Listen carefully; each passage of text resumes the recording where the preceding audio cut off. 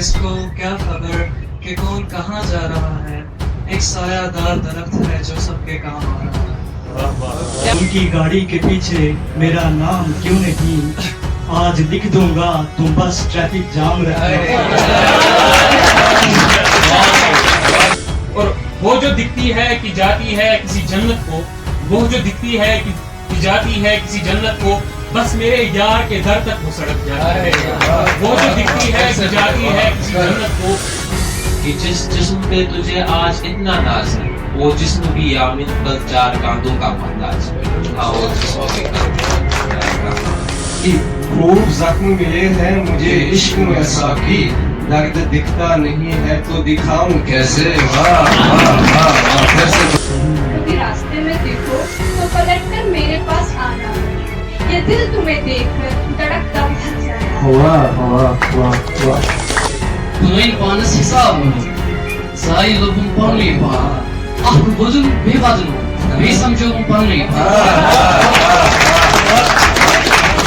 ہم برباد ہیں تو برباد بھی تو رہنے دو، سنا ہے فقیروں کا وہاں کوئی حساب نہیں ہوتا، واہ واہ کیسے بولے کیسے بولے، واہ۔ ہم برباد یکمت اگر ژے ازل پٮ۪ٹھ پانے یہ افسانے، آدم سُنٛد جنتہٕ منٛز کڑُن اوس نا بہانے۔ میں کیسے مسکرانا بھول جاؤں، بتاؤ میں کیسے مسکرانا بھول جاؤں، اگر وہ مسکان کو بھول بھی جائے۔ واہ واہ واہ واہ۔ کہا وہ صاحب جہاں تک اسے ضرورت تھی، تو اس نے مجھ سے محبت کی وفا نہیں کی، واہ واہ واہ واہ۔ کبھی کبھی لگتا ہے ہر روز نہیں لگتا، کہ آئینہ بھی کہتا ہے اب تو وہ نہیں لگتا۔ واہ۔ یہ ان کی مرضی ہے آواز دے نہ دے، آپ سچے عاشق ہیں بلاتے ہیں۔ واہ واہ واہ واہ۔ صبح صبح دیوان چھُ سوال وتر تٔمۍ سٕنٛز گژھ بیکار، نفس أنٛدری تیٖژ بارو تتہِ ہاکان چھا گوس کُن جو ابھی شاعری میں آگے ہیں سیکھ رہے ہیں، تو میرا یہ کہنا ہے ان سے کہ یہ جو عروج جو فن ہے شاعری کا، اس پہ توجہ دیں، وہ سیکھیں اور کوشش کریں کہ پھر اپنے غزلوں میں اس چیز کو استعمال کریں۔ تمہاری پینٹنگ اچھی ہے، تم نے گل بنایا ہے، ہم آگ، تتلی، راکھ اور جلتا پر بنائیں گے۔ میں گھر جاتا مگر کیسے میری حالت نہیں اچھی، میری حالت میری ماں سے چھپانا ہے۔ مقرر مقرر، واہ واہ واہ واہ۔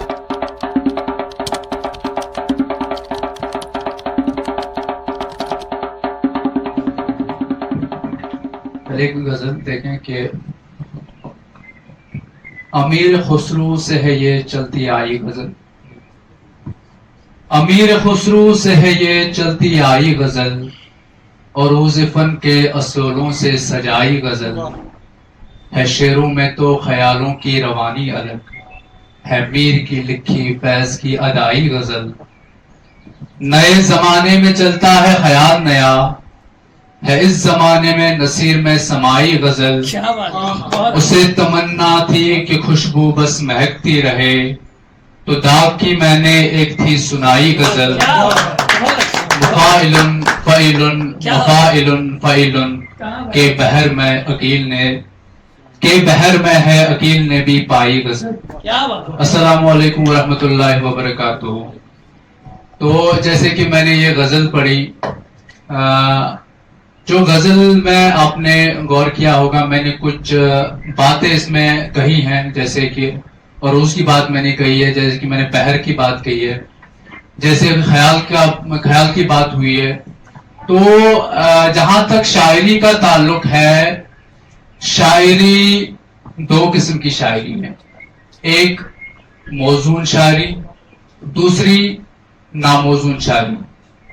جہاں تک موزون شاعری کا تعلق ہے، جس میں ایک جو ہم کہتے ہیں پورے وزن میں لکھی جائے، ایک پورے ٹیکنکس استعمال کیے جائے، رولز استعمال کیے جائے، اس میں اسے موزون شاعری کہتے ہیں۔ اور جہاں تک ناموزون شاعری کا تعلق ہے، اس کی طرف اگر ہم دیکھیں تو نثر جو ہوتی ہے وہ ناموزون شاعری میں آتی ہے، لیکن جو آج کے بڑے شعراء ہیں, جو بہت بڑے شعراء گزرے ہیں, ان کا اس چیز سے بڑا اختلاف ہے.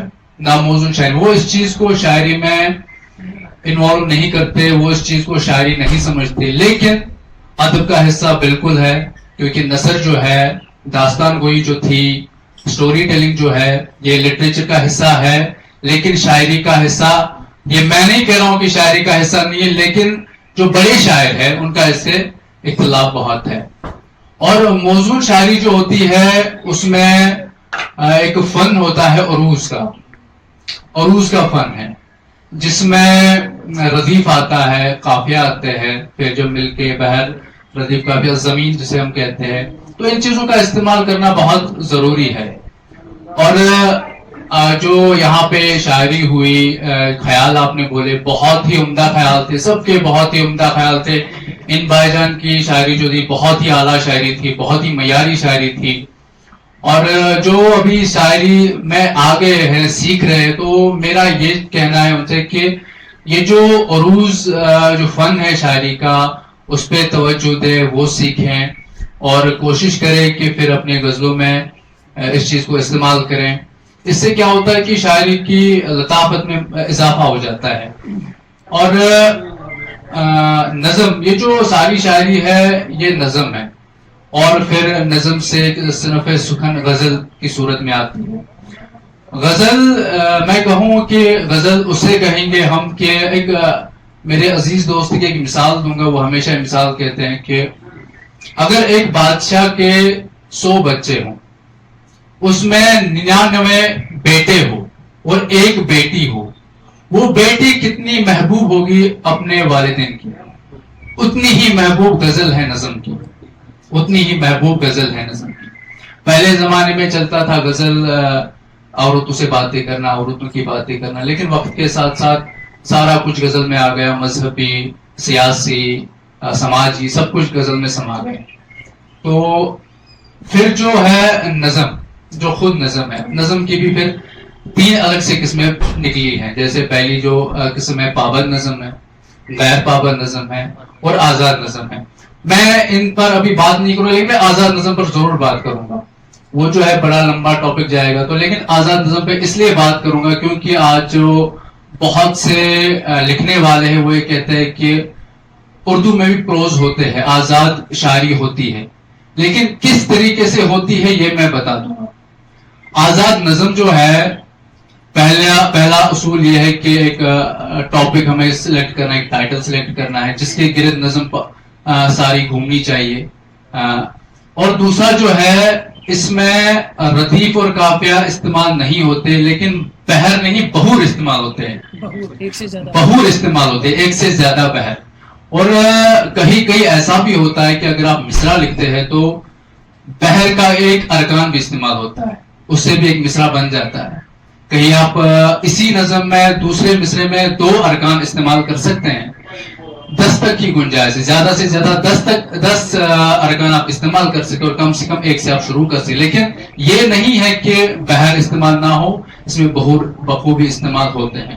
تو یہ تھا ذرا سی میں نے بتا دی شاعری کے بارے میں. اور جیسا کہ طالب صاحب نے کہا کہ ہم ایک تنظیم چلاتے ہیں, انفرادی تنظیم, کافی اینڈ کلام کے نام سے.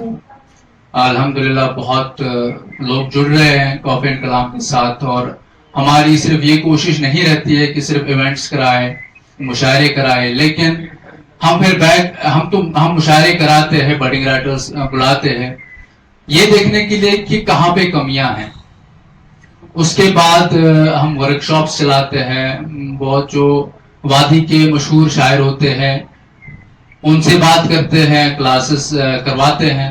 اور اگر یہاں بھی کوئی جڑنا چاہے, کلاسز لینے چاہے, کچھ وقت کے بعد ہم پھر سے ایک اور بیچ شروع کرنے جا رہے ہیں, تو وہ جڑ سکتا ہے. اور جہاں تک سیکھنے کا تعلق ہے, میں خود سے ہی کہتا ہوں کہ مجھے بھی ابھی بہت کچھ سیکھنے کی ضرورت ہے.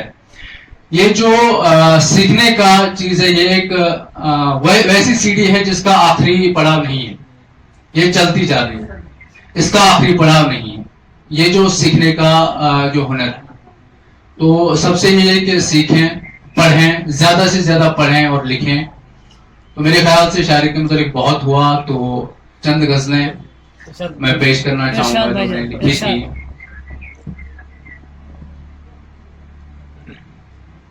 ایک غزل کا مطلب دیکھیں کہ پتوں سے یہ کھڑکیاں جڑوں سے گھر بنائیں گے, کہ پتوں سے یہ کھڑکیاں جڑوں سے گھر بنائیں گے, شجر سے ٹوٹ آئے تو نیا شجر بنائیں گے. کہ پتوں سے یہ کھڑکیاں جڑوں سے گھر بنائیں گے, شجر سے ٹوٹ آئے تو نیا شجر بنائیں گے. بنائیں گے وہ آسمان جس میں تارے اپنے ہو, بنائیں گے وہ آسمان جس میں تارے اپنے ہو, تیری ہنسی کے ہو بہو نیا کمر بنائیں گے. یہ شعر سنیے کہ تمہاری پینٹنگ اچھی ہے, تم نے گل بنایا ہے. تمہاری پینٹنگ اچھی ہے, تم نے گل بنایا ہے. ہم آگ تتلی راکھ اور جلتا پر بنائیں گے. تمہاری پینٹنگ اچھی ہے, تم نے گل بنایا ہے. ہم آگ تتلی راکھ اور جلتا پر بنائیں گے.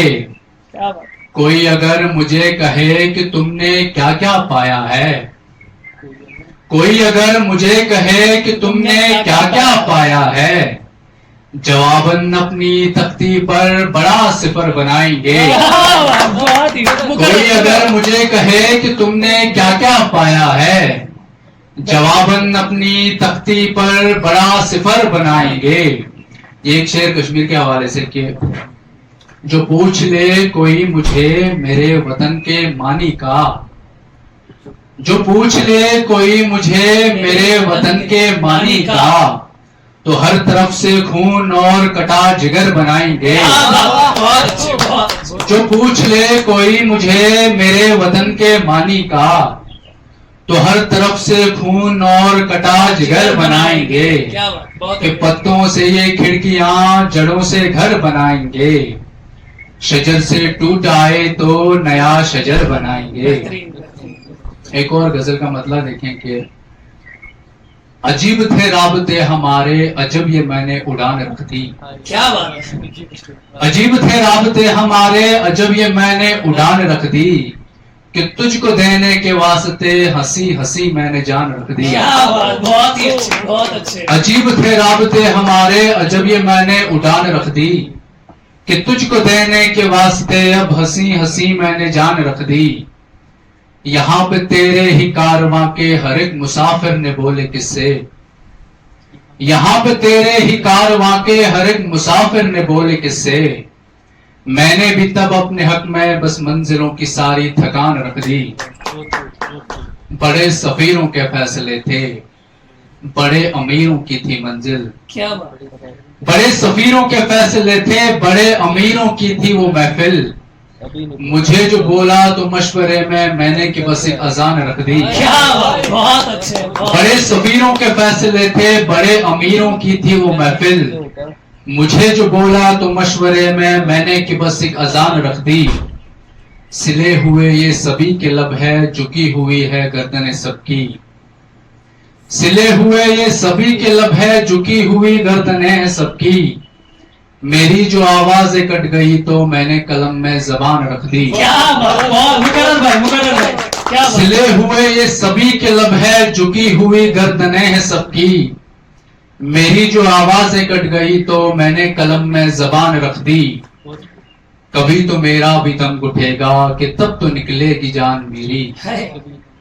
کبھی تو میرا بھی دم گھٹے گا کہ تب تو نکلے گی جان میری.